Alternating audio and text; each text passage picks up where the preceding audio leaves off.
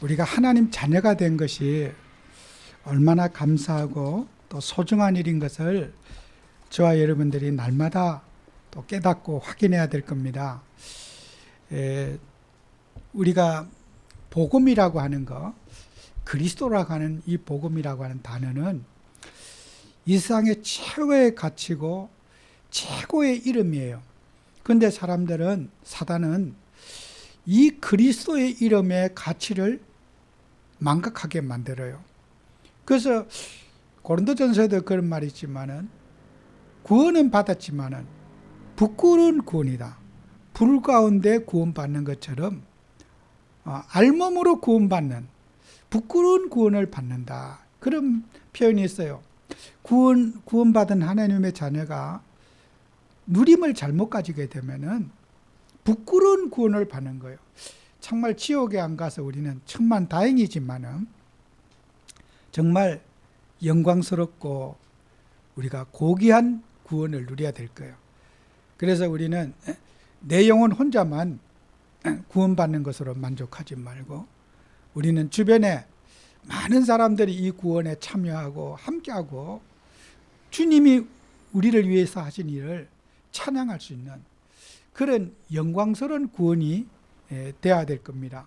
그래서 우리 성도님들은 구원받은 것은 감사한 일이지만은 우리는 늘 나의 영적 상태를 점검하고 또 나의 영적 체질을 늘 확인하면서 우리가 복음 속에 있으면서도 복음적인 삶을 살지 못하는 것이 어떤 부분인지를 확인하는 삶을 우리가 살아야 될 겁니다. 그래서 우리는 그리스도라고 하는 이 언약은 지상 최고의 가치예요. 저는 우리 기독교 역사를 보면요, 우리가 구약에서 유월절이라고 하는 이 단어 의미 정말 전부거든요. 그런데 이스라엘 백성들이 애굽에서 노예 생활하면서 400년간 노예 생활하고 마지막 유월절 피제사를 드리고 나서 문설주 문인방에 피 바르고 나서 이스라엘 백성들이 애굽을 빠져나오게 된 거예요. 바로가 어떤 재앙과 저주에도 항복하지 않더니 바로는 영적으로 사단을 상징합니다. 사단 마귀는 어떤 것으로도 항복하지 않더니 항복하는 척 하다가 또 살아나고 항복하는 것처럼 또 교만해지고 이렇게 아주 고무줄처럼 9가지 재앙을 통해서도 바로는 항복하지 않았어요. 마지막 한 가지 재앙, 문설주 문인방에 피 바른 것을 통해 가지고 애굽의 모든 집에 초태생이 다 죽어버렸어요. 짐승도 다 죽어버리고 집집마다 사람이 시체 없는 집이 없었어요. 애굽의 가정마다 시신이 막 널브러져 가지고 장사 지낼 그런 사람이 없었어요.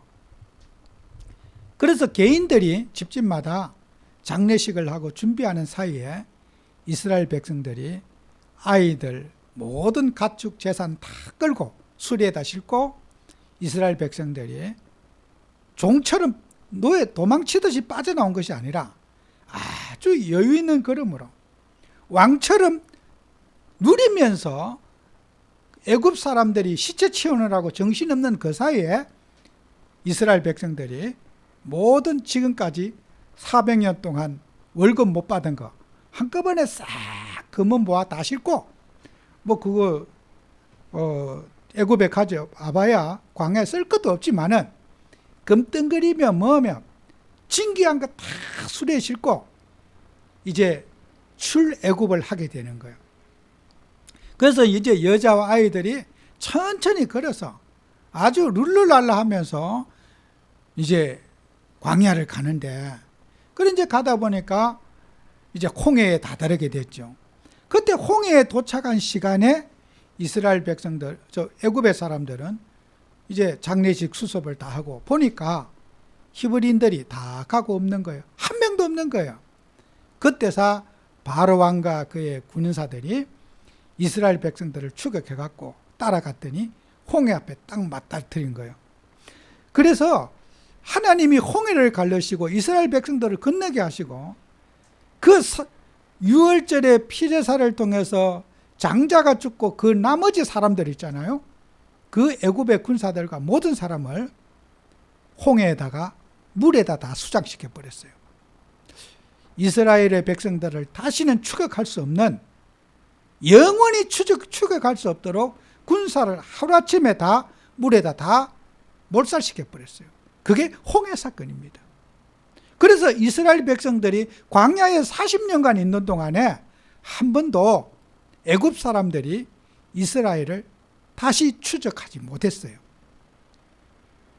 다시 군사가 있다면 전열을 정비해서 잡으러 가면 될 거 아니에요. 이스라엘 애굽에서는 다시는 히브리인들을 추적할 수 없는 모든 병사와 모든 것들을 다 멸절시켜 버렸어요. 그게 유월절 제사입니다. 유월절의 피제사를 통해 가지고 재앙과 저주가 넘어가리라. 오늘 우리 성경 말씀에 악한 자가 하나님 자리를 만지지도 못한다. 오늘 18절에 말하지 않습니까? 하나님의 자녀들은 악한 자가 만지지도 못한다 그랬어요. 이게 바로 유월절이거든요. 여러분, 유월절의 피제사의 주인공 그리스도를 가진 여러분이에요. 그리스도. 어마어마한 이름이지요. 이 땅의 저주와 재앙을 막고 여러분의 사단의 권세로부터 해방받는 그 이름, 그리스도. 어마어마한 이름을 여러분이 가진 거예요. 그 중요한 이름을 이스라엘 백성들은 늘 유월절에 피제사를 드려야 되는데, 출애굽한 이스라엘은, 모세를 포함한 모든 백성들은 이 복음에 체질이 안 됐어요. 피언약에 체질이 안 돼가지고 탈출만 했지 까마득하게 잃어버렸어요. 우리가 어떻게 해서 애굽을 빠져나왔는지, 우리의 재주와 능력으로 애굽을 빠져나왔는지 이걸 잊어버렸다니까요. 잊어버릴 게 따로 있지 이걸 잃어버렸어요. 먹고 사는 문제에 무엇을 먹을까 무엇을 입을까 늘 고민하며 살다가 피제사의 비밀을 놓친 게 광야의 백성이에요. 출애굽하고 나서 한 번도 유월절 예배를 드리지 못했어요. 언제까지 못 드렸느냐? 모세가 주전 13세기 1300년경에 출애굽을 했습니다. 그 이후에 700년이 될 때까지 이스라엘 백성들은 사사기를 거치고 왕정시대가 될 때까지 유월절 피제사를 한 번도 드리지 못했어요. 기가 막힌 일이죠. 하나님 믿는 사람이 예배 드리면서 영적 생활하고 하나님 믿는다 자부하면서 언약을 놓친 거예요. 그러니까 그들은요 어떻게 했습니까? 우상 숭배하고 늘 분쟁하고 갈등하고 남의 나라에 얻어터지고 블레셋에게 얻어터지고 해도 그들은 회개를 놓쳤어요. 하나님께서 이스라엘 왕 중에 두 왕을 세웠어요. 그 왕이 누군지 압니까? 여러분이 잘 아는 히스기야 왕. 히스기야 왕이 주전 예수님이 오시기 전 714년에 히스기야 왕이 처음으로 유월절 예배를 하나님 앞에 드렸다 그랬어요. 위대한 왕이지요. 아세라와 목상을 깨뜨리고 우상을 제거하고 산당을 제거하고 종교를 개혁한 위대한 왕이 유다의 왕 히스기야 왕입니다. 주전 713년에 모세가 죽은 이후에 약 600-700년 만에 회복한 예배가 유월절 예배였습니다. 얼마나 복음이 귀한 겁니까? 지금도 사단은요 교회를 다녀도 그리스도만 믿지 못하게 만들어요. 껍데기로 다녀라. 육신적인 생각이 나고 다니지 절대로 너희는 그리스도만 붙잡지 않으면 된다. 사단이 지금도 그렇게 역사하고 있습니다. 일 속에 살아라. 그리스도 놓치고 살기를 사단은 지금도 집중적으로 여러분에게 지금 공격하고 있습니다. 쓸데없는 생각하고 육신적인 갈등하고 육신적인 문제에 늘 신경 쓰지 교회를 다녀도 제발 부탁한다. 그리스도만을 신경 쓰지 말아라. 메시아의 언약만 붙잡지 말아라. 피제사만 붙잡지 말아라. 지금도 사단은 거기에 몰두하고 있습니다. 복음의 역사를 방해하려고 사단은 혈안이 되어 있습니다. 이스라엘은요, 나라가 조그만 나라요. 그 나라가 우리나라처럼 반토막이 나 있어요. 이스라엘 나라가 우리 강원도하고 경기도 정도 땅뿐이 안 돼요. 그런 조그만 나라에 나라가 반토막이 나 있어요. 남쪽은 유다, 북쪽은 이스라엘. 그래서 왕이 열왕기상하, 역대상하에 보면은 두 왕조가 나와요. 이스라엘의 왕의 역사, 남쪽의 유다 왕의 역사가 나와요. 히스기야는 유다 왕이고 714년에 유월절 열이고, 북쪽의 이스라엘 왕은 이스라엘 왕이 요시야 왕이 614년, 히스기야하고 한 100년 정도 차이가 나요. 북쪽의 이스라엘은 히스기야가 유월절 예배 드리고 100년 후에 요시야 왕이 나이 8살에 왕이 됐어요. 그 어머니가 믿음이 좋았어요. 성전을 청소하다가 성전에 예배도 안 되는 먼지는 자악하고 엉망진창이에요. 성전을 청소를 명령을 내렸어요. 깨끗하게 청소하는데 성전 안에 책을 한 권 발견했어요. 하나님의 말씀인 모세오경을 성전 청소하다가 발견했어. 그 먼지구덩이 속에서. 그래서 요시야 왕과 그의 어머니가 펼쳐놓고 성경을 읽어봤네. 읽어봤더니 하나님의 자녀들에게 유월절 예배를 드리라고 했는데 물어봤어. 유월절 예배 드린 적이 있냐? 없습니다. 요시야 왕이, 이스라엘 왕이 614년에 처음으로 유월절 피제사를 하나님 앞에 드리게 된 거예요. 하나님이 요시야 왕이 성경을 펼쳐놓고 역시 히스기야와 같이 산당을 제거하고 우상을 제거하면서 하나님 맞는 나라를 선포한 거예요. 성경에 기록하기를, 성경에 민수기 열왕기하 23장 22절 23절, 역대하 30장 1절에 기록하기를 가장 역대의 훌륭한 왕, 하나님께 사랑받는 왕이라고 하는 칭호를 받았어요.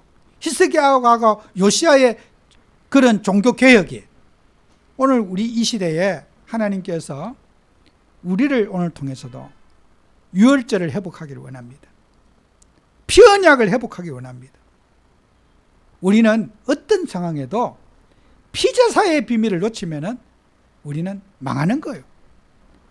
종교 가지고는 절대로 재앙과 저주 막을 수 없어요. 인간의 의지와 노력으로는 이 땅의 재앙을 막을 수가 없습니다. 인간의 의지로 재앙을 막을 수 있다고 하면은 우리가 이 자리에 있는 우리가 제일 바보일 겁니다. 인간의 노력으로 일어나는 인생의 문제를 해결할 수 있다면은 우리처럼 바보가 어디 있겠어요? 열심히 노력하고 살지요. 세상 사람들이 노력이 부족해서 못 사는 게 아닙니다. 의지가 부족해서 못 사는 게 아닙니다. 인간은 영적인 문제, 사단 문제 속에 고통받고 있어요. 이 사실을 사람들이 모르고 있는 거예요. 그래서 사람들은 어떻게 합니까? 물질 중심, 인간 중심, 세상 중심 속에 빠져 있는 거예요. 눈에 보이는 세계 속에 인간이 갇혀 있는 거예요. 그래서 우리 하나님의 자녀들은 꼭 기억해야 돼요. 나의 신분에 걸맞는 삶을 살아야 돼요. 성도는 어떻게 내 삶이 변화되는지를 우리 자신 점검을 하셔야 돼요. 그래서 여러분은 하나님께로 난 자예요. 사람으로부터 여러분이 태어난 게 아니라 하나님이 여러분을 오늘 이 자리에 하나님의 자녀로 태어나게 하신 거예요. 그래서 요한복음 8장 32절에 진리를 알지니 진리가 너희를 자유케 하리라. 우리 하나님의 자녀들은 자유함을 됐어요. 어떤 자유?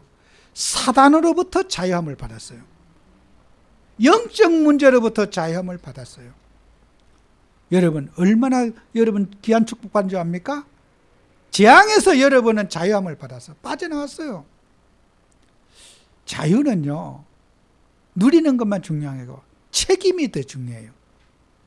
야, 마음대로 살아라. 이게 제일 무서운 말이에요. 우리 자녀들에게 엄마 나 어떻게 할까요? 네 마음대로 해. 그 말이 제일 화날 때 하는 말이에요. 네 마음대로 해. 여러분요, 자유는요, 자유를 받은 것만큼 책임이 필요해요. 우리 부모님이 자식 야단칠 때 간섭하는 거는 그건 복이에요. 이래라 저래라 하지 말라 하라. 부모가 화가 나면은 네 맘대로 하라. 나 신경 안 쓴다. 그러면요, 애들이 불안해요. 우리 엄마 되게 막 화가 머리 꼭대기까지 뻗쳤구나. 그럴 때 이제 자녀들이 벌벌 떨어. 그래, 네 맘대로 해. 이 말은 나 너하고 이제 앞으로 상종 안 하겠다는 뜻이거든. 네가 무슨 짓을 해도 난 너하고 신경 안 쓰겠다. 네 맘대로 살아봐라. 이 말이거든, 그죠? 우리 아버지가 우리에게 자유를 줬어요. 그 자유를 통해서 우리는 하나님의 자녀의 책임을 또 줬어요. 역할. 그래서 로마서 8장 2절에 보면은 우리는요, 세상에 살지만은 세상에 속한 자가 아니라 하나님께 속한 자예요. 그리스도 예수 안에 있는 자에게는 죄와 사망의 법에서 여러분 해방받았다 그랬어요. 생명의 성령의 법이 죄와 사망의 법에서 여러분을 이기게 하는 거예요.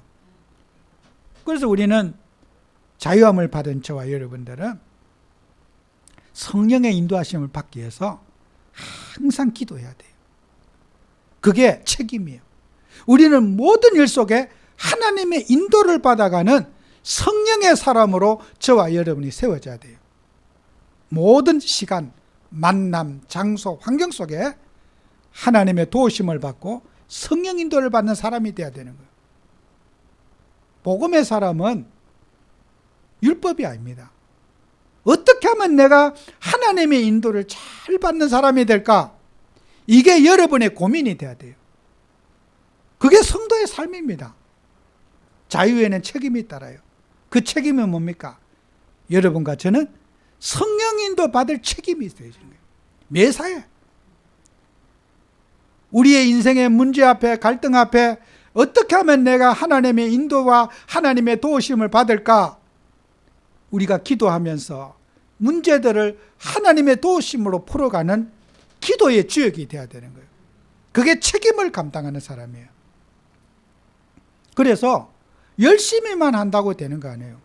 법을 잘 지켜야 되거든요. 성령의 법을 지켜야 돼요. 우리는 율법을 지키는 게 아니라 성령의 법을 지켜야 되거든요. 그래서 그러면 우리가 성령의 법도 안 지키고 율법도 안 지키면 어떻게 해요? 여러분 감옥 가요. 진짜요. 성령의 법도 안 지키고 율법도 안 지킨다. 아무 짝도 쓸데없는 사람이 돼요. 쓸모없는 사람, 피해주는 사람 돼요. 불신자는 율법에라도 지배받고 우리 하나님의 자녀가 성령 인도를 안 받는다면은, 도우심을 안 받는다면은 율법자보다 못한 삶을 살게 돼요. 세상에는 율법 갖고 질서를 지키고 살잖아요. 그런데 하나님의 법도 지배 안 받고 성령의 지배도 안 받고 율법도 지배 안 받는다면은 그 교인들은 어디다 써먹겠습니까? 아무짝에도 쓸데없이. 고린도전서의 말처럼 부끄러움 받은 그들은 땔감으로 뿐이 쓸 수가 없어요. 불심판을 받게, 불로 다 태워진다는 거예요. 여러분이 교회 다니면서 우리는 항상 하나님의 인도, 성령 인도, 성령의 인도가 있기 때문에 우리가 율법을 정복할 수가 있는 거예요. 세상법을 정복할 수가 있는 거예요. 그래서 우리가 내가 어떤 영적 상태가 되어 있고 내 복음의 수준이 어떤 복음인지를 우리 성도님들 스스로가 날마다 확인하셔야 돼요. 나의 복음은 어느 정도 복음인가? 나는 복음이 어느 정도 누려지고 있고 나는 나의 복음은 어떤 영적 상태가 있는지, 문제 앞에, 사건 앞에 여러분 스스로가 각자가 나의 영적 수준을 체크해 보셔야 돼요. 만약에 우리 성도님들이 나의 영적 상태를 점검하지 않고 우리가 세상에 살아간다면은 기독교인처럼 사회에 암적 존재가 없어요. 율법도 무시하고 하나님 법도 무시한다면은 이 사회에 지탄받는 대상이 되고 꼴불견이 될 거예요. 원숭이처럼.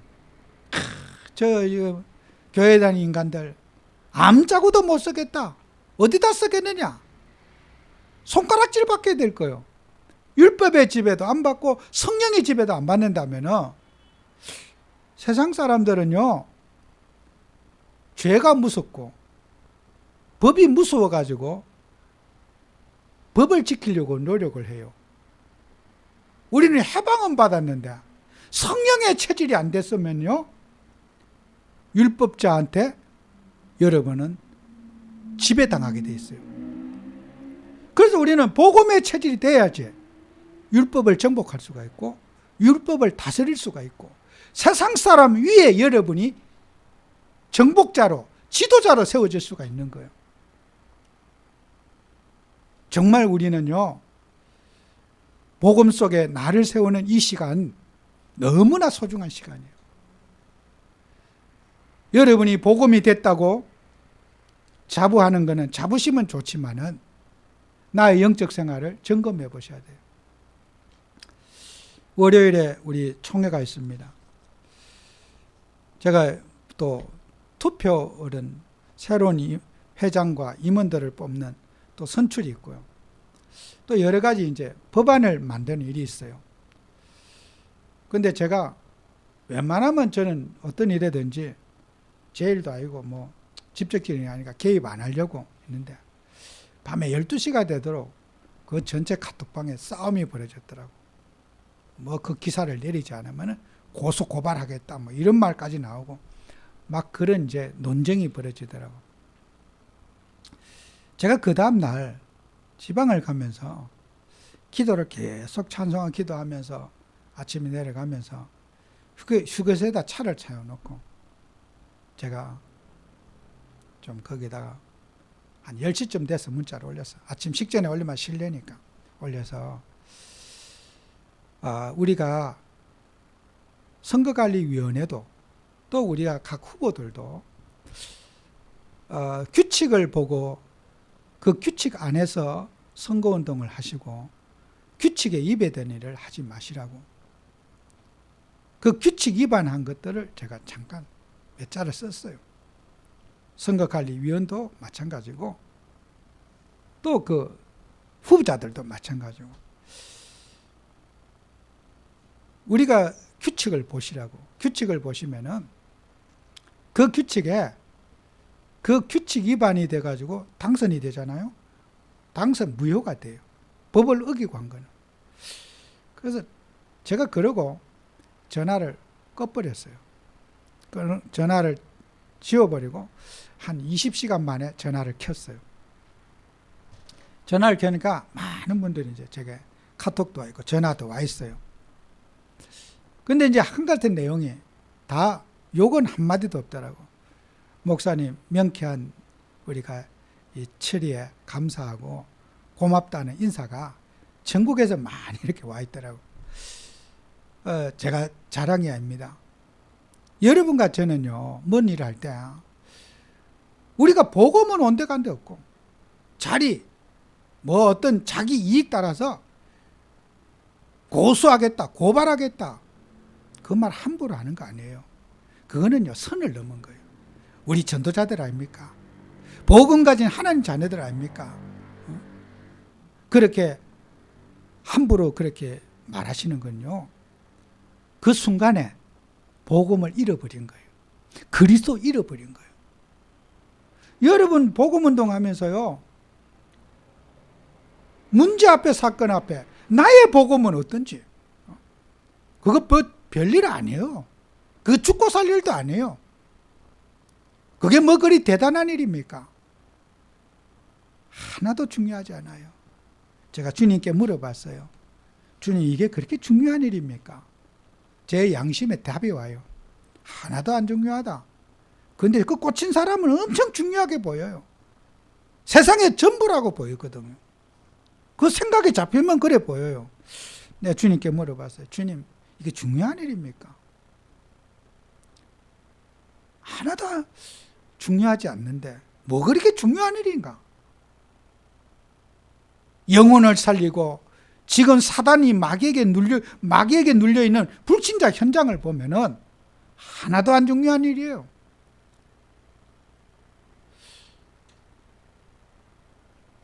여러분 복음 가진 하나님 자녀가 성령의 법으로 율법을 정복해야 돼요.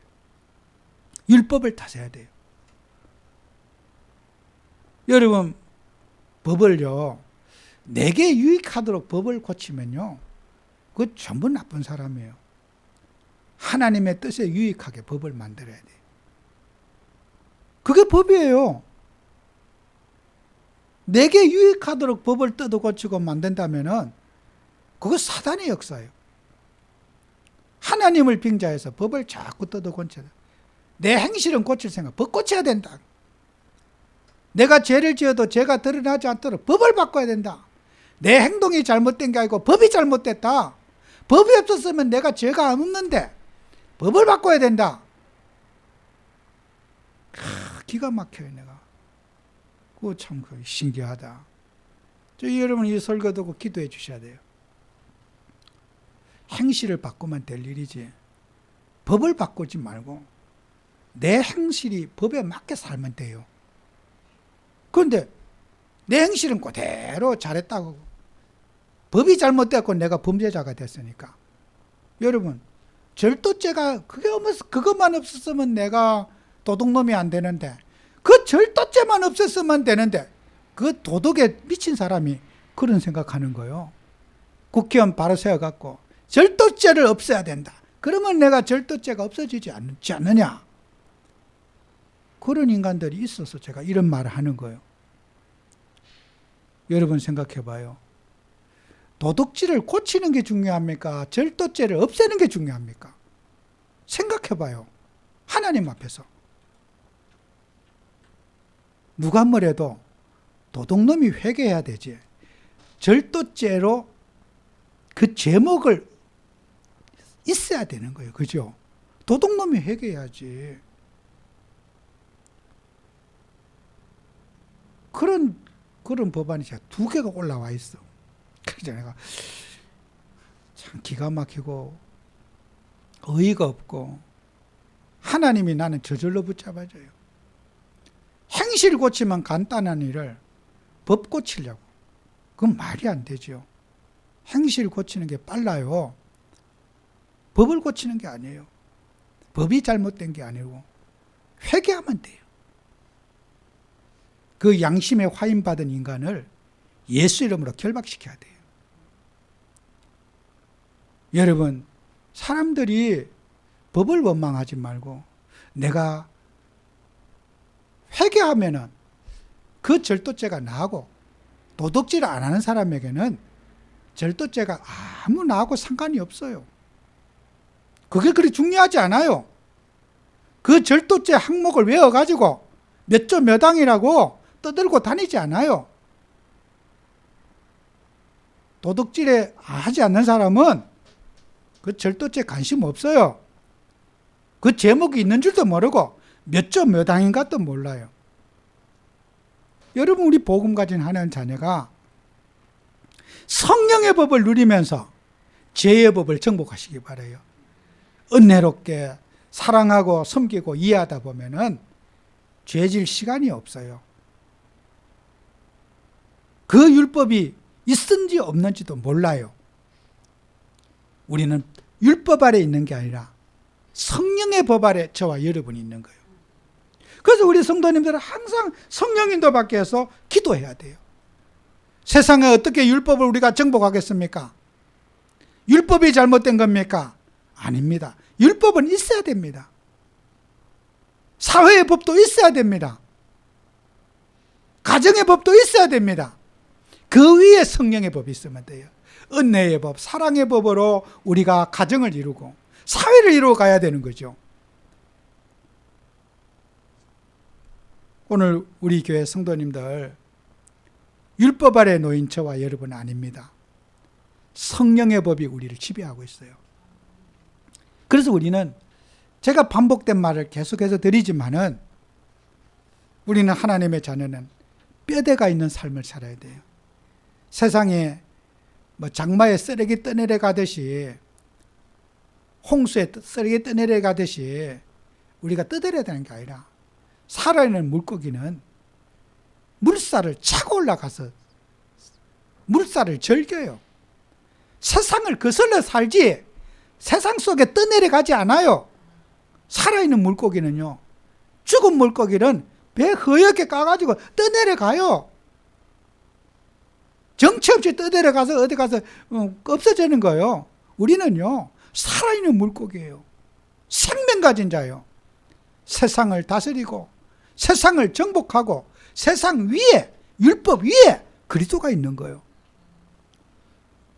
우리 복음 가진 하나님 자녀가 정말 여러분은 정복의 주역이 되어야 됩니다. 여러분의 직장 현장을 정복하고 인간관계를 정복해서 복음으로 정복하는 주역 되셔야 됩니다. 그게 하나님의 뜻이에요. 그래서 우리 성도님들은 하나님이 나를 그런 자유의 신분을 주셨고 성령의 법으로 세상을 다스리는 유일한 특권을 여러분이 주셨지 않습니까? 여러분은 부모님 뱃속에서 태어났을 때는 육신의 몸을 입고 어머니 뱃속에 태어났잖아요. 하나님의 자녀의 신분은 부모님이 만들어준 게 아니고 하나님이 여러분을 태어나게 하셨어요. 언제? 만세 전에, 창세 전에. 에베소서 1장 4절 5절에 보면 창세 전에 우리를 준비했다 그랬어요. 하나님 자녀로 삼으실 것을. 인간이 선악과 따먹기 전에 하나님은 인간이 타락할 걸 아시고 구원 계획을 이루셨다는 거예요. 창세 전에. 우리는 하루에도 무슨 일이 일어날지는 모르는데 우리 아버지 하나님은 전능하신 하나님이어가지고 인간이 타락하기 전부터 구원 계획을 이루시고 여러분을 하나님의 자녀로 삼으시기 위해서 만세전에 택함을 입었고 택정함을 받았다는 거예요. 하나님의 선택받은 여러분이에요. 여러분은 우연이라고 말하겠지만 하나님의 선택입니다. 하나님의 부르심이에요. 여러분은 하나님이 부르셔서 오늘 예수 믿게 된 거예요. 하나님이 선택을 받지 않았다면 이 자리에 올 사람은 아무도 없어요. 하나님이 여러분을 택하셨고 하나님이 여러분을 부르셨어요. 택하신 그분, 그 부르신 자들에게 하나님은 어떻게 했어요? 사명을 주셨어요. 오늘 저와 여러분들은 하나님이 우리를 부르셔서 여러분 사명이요, 주님이 여러분들을 위해서 일할 수 있는 역할을 사명이라 그러는 거예요. 그래서 하나님께서는 저와 여러분을 기업으로 불렀다 그래. 기업. 우리는 하나님 나라의 기업이라고 에베소서 1장 10절 12절에 기업이 됐다 그랬어요. 우리가 하나님 나라 회사에 여러분 사원이 됐어요. 하나님 나라 회사에 우리 하나님이 사장님이시고 우리가 이제 사원이 됐어요. 기업이 됐어. 그래서 하나님 나라의 회사에 공장을 이제 가동을 하고 생산품이 뭐겠어요? 교회가 하는 일이 뭐겠어요? 이 회사에서 하는 게 뭐예요? 영혼을 살리고 전도하고 선교하고 생명의 복음을 전하는 게 하나님 회사에 하는 주 생산품이에요. 다른 거 작업을 하면 안 돼요. 하나님 나라의 주 생산품은 선교, 전도, 영혼 구원이에요. 이게 하나님 나라 주식회사에 하는 기업의 사원들이 해야 할 일이에요. 여러분 하나님 나라 회사의 직원들이에요. 오늘 이 자리에 모두가 우리 아버지 나라의 직원들이 오늘 이 자리에 오셨어요. 그래서 직원들은 잘나고 못나고 없어요. 똑같아요.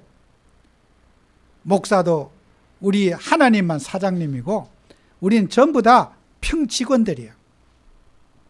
그래서 평직원들은 각자 이제 자기 역할이 있어야 돼요. 내가 하나님 나라 이 영적 사업에 어떤 역할을 해야 될 것인가, 각자의 역할이 있어야 되는 거예요. 여러분 개인이 붙잡아야 될 미션을 붙잡으셔야 돼요. 나는 하나님 나라의 어떤 역할로 내가 그 역할을, 하나님 주신 나의 역할이 무엇인지 그걸 찾아내야 돼요. 저는 여러분에게 말씀을 전가하고 여러분에게 기도하고 내가 전도하고, 그게 저의 미션이에요. 여러분이 어떤 분은 직장 생활에서 하나님 앞에 헌금을 드리고 하는 것도 그게 하나님 나라 사원들이 해야 할 일이에요. 어떤 사람은 봉사를 하고 사람들 위로하고 가르치고 이런 것도 다 하나님 나라에 그게 사원들이 해야 할 일이에요. 각자 하나님이 주신 은사가 있어요. 은사라는 것은 내 노력으로 받은 게 아니고 하나님이, 은혜는 하나님의 선물이에요. 여러분 하나님이 주신 선물이 있어. 여러분 태어나기 전부터 예를 들어서 우리 명권사님에게 하나님이 주신 선물이 있어. 권사님에게 주신 선물, 유일한 선물이 있는데 기도해봐요. 하나님 나한테만 준 선물이 뭐가 있습니까? 물어봐요. 기도해봐요. 이 자리에 하나님이 주신 선물이 없는 사람은 한 분도 없어요. 다 가지고 있어요. 각자 개개인에게 하나님이 주신 은혜가 있어요. 은혜가 있어요. 저는 노아 할아버지가 창세기 6장에 보면요, 하나님의 은혜를 입었더라 그래요. 은혜를 입었더라. 노아가 뭐 열심히 살았다, 기도를 많이 했다, 그런 게 없어요. 은혜를 입었더라. 요 한 구절뿐이 없어. 한 절뿐이 없어. 노아의 영적 생활은. 저는 이게 다라고 봐요. 노아가 은혜를 입었더라. 방주를 어떻게 짓고 가족들과 어떻게 하고 그런 게 없어요. 성경에는. 갈등과 문제를 기록한 것도 없어요. 부모님하고 할아버지하고 갈등한 것도 없고 은혜를 입었더라 그래요. 그런데요, 여러분 고생 많이 한 야곱이 창세기에 보면 기록이 제일 많아요. 믿음 생활 잘한 사람은 할 말이 없는 거예요. 은혜를 입었더라, 이게 다라요. 내 노력, 내 열심, 내 결단이 아닌 하나님의 은혜로 주어졌더라. 이게 신앙 고백이에요. 노아가 믿음 생활 잘했다는 증거 한 절로 나타나요. 은혜를 입었더라. 여러분이 하나님의 은혜를 입어서 은사가 드러나야 돼요. 은혜를 입어서 하나님 주신 사명이 드러나야지 그게 여러분은 최고의 사람으로 쓰임받게 된 거예요. 은혜를 입어서 은사가 드러나는 사람. 여러분 고린도전서에는 특히 은사에 대해서 많은 할애가 있어요. 어떤 사람은 가르치는 은사, 또 어떤 사람은 뭐 섬기는 은사, 여러 은사들을 이렇게 표현을 많이 해요. 그런데 그 은사가 가르치는 데 문제가 있는 게 아니라 은혜 속에 가르쳐져야 돼요. 그죠? 은혜 속에 교육이 돼야 돼요. 우리가 자식을 교육했다. 은혜 속에 자식을 교육해야 돼요. 반대로 은혜 없으면 교육하지 말아야 돼요. 그죠? 은혜가 먼저요. 은혜 속에 전도해야 돼요. 은혜 받고 전도해야 되지. 전도해야 된다. 그걸 시험 들어요. 교회도 겨우 나왔는데 전도하라고 막 돌아다녀 봐요. 뭐 교회 쫓아내려고 작정했습니까? 은혜 받은 자가 전도하는 거예요. 은혜가 먼저지 전도가 먼저가 아니에요. 막 힘들게 억지로 막 코끼 가지고 갔어. 그거는요, 그 사람 죽이는 행동이에요. 막 이렇게 하면 믿음 생긴다고. 일시적인 효과는 있어. 지속될 수 없어요. 은혜는 영원하지만은 인간의 노력으로 짜내고 억압하는 것은 일시적인 거예요. 여러분, 일시적인 축복 받지 말고 노아처럼 은혜 속에 그 큰 방주를 150년간 방주를 지었는데 은혜 속에 그냥 짓는 줄도 모르게 지었어. 은혜 속에. 여러분, 은혜 속에 노아가 전도했어요. 그런데 전도했는데, 은혜 속에 전도했는데 열매가 8식구 외에는 다 물에 빠져 죽어버렸어요. 부모님도 할아버지, 할머니, 정조까지, 고조까지 다 한날 물에 빠져 다 죽어버렸어요. 은혜 속에 사니까 뭐 죽을 분은 죽고 나라도 은혜롭게 살자. 노아가 만약에요, 방주 속에 나와가지고 방주 바깥에 육신적인 생각했으면 돌았을 거예요. 눈 떠보니까 뭐 전부 다 그냥 다 죽었는데 진짜 우울증 걸려서 죽을 거예요. 그죠? 이 넓은 들판에 노아가 그래 8식구 갖고 살려고 하면은 그 정든 부모님, 가족들, 친척들 다 죽어버리고 지원 사람, 인간 육신적인 생각하면요 아마요 좀 쓸쓸할 거예요. 그죠? 노아는 은혜를 입었더라. 그런 육신적인 동정할 시간이 없고 육신적인데 연루할 시간이 없이 하나님의 은혜 속에 사니까 사람 생각 안 하는 게 그게 은혜인 거예요. 은혜. 오늘 우리는 노아 같은 축복 받아야 됩니다. 은혜 속에 은사를 누려야 돼요. 은혜 받지 않고 여러분이 누구한테 권면해 보세요. 여러분, 나는 좋은 말 하는데 상대방이 상처를 받아요. 오해를 하고. 우리는요, 하나님께서 우리에게, 바울은 이렇게 말했어요. 너희는 더 큰 은사를 사모하라 그랬어요. 은사를 사모하라. 하나님의 은혜를 누리면서 더 큰 하나님의 은혜를 사용하는, 더 큰 은사가 뭔지 아세요?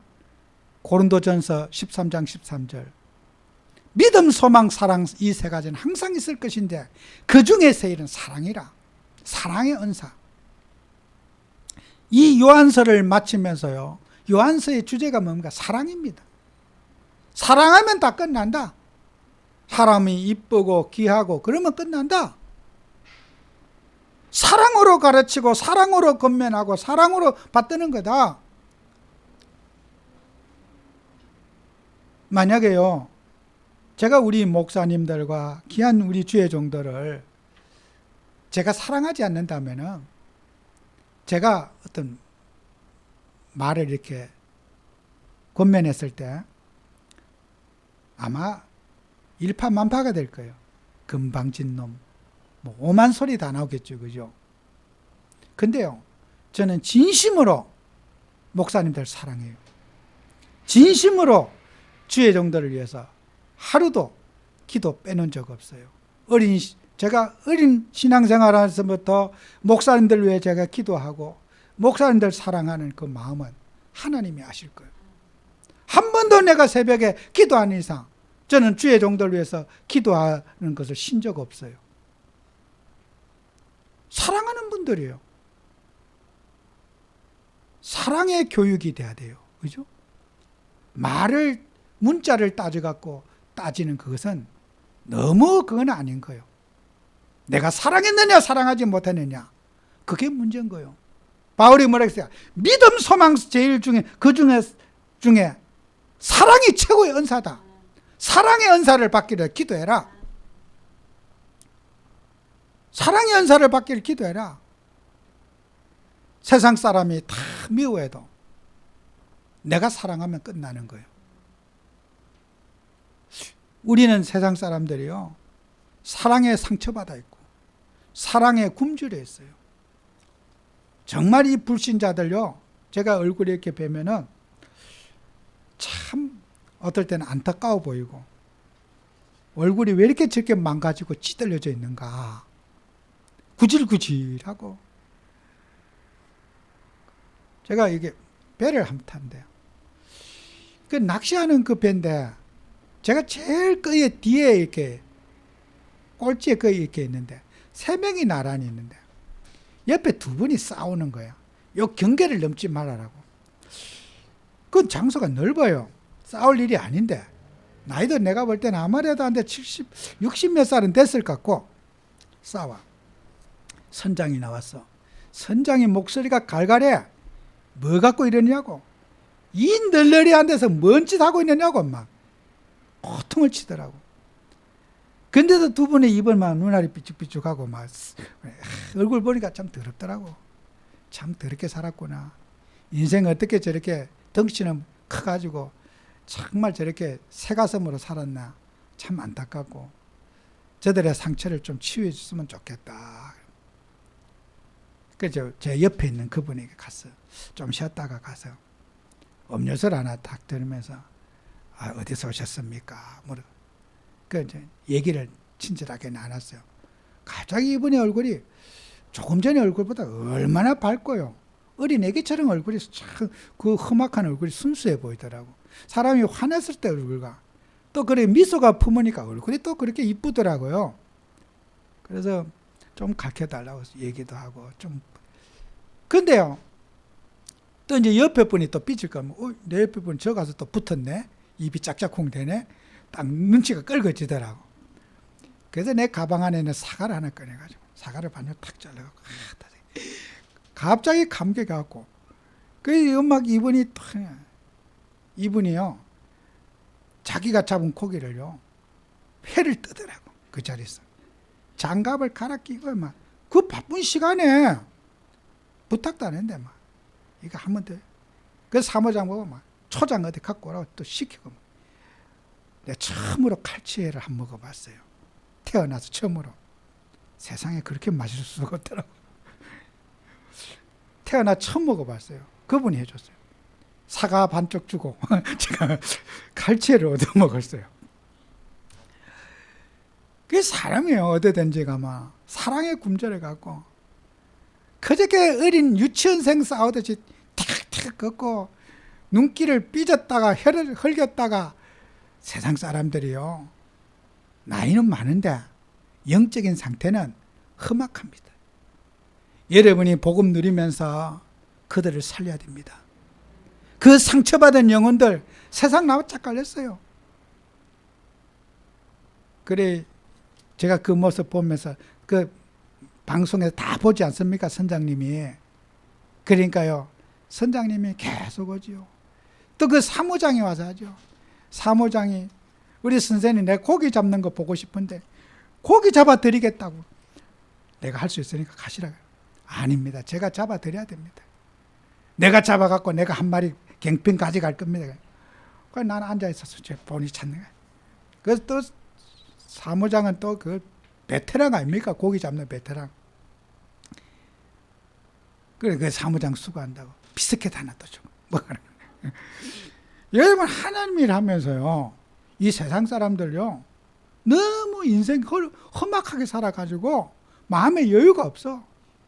약간만 여러분이 은혜 끼치면요, 이 사람들요, 어느 날, 그래갖고, 옛날에는 그 사람, 내가 우리 둘이 싸울 때, 그 사람이 목사였대. 그러봐요. 아마 이제 도착하면 알 거예요. 우리 선장님 알거든요.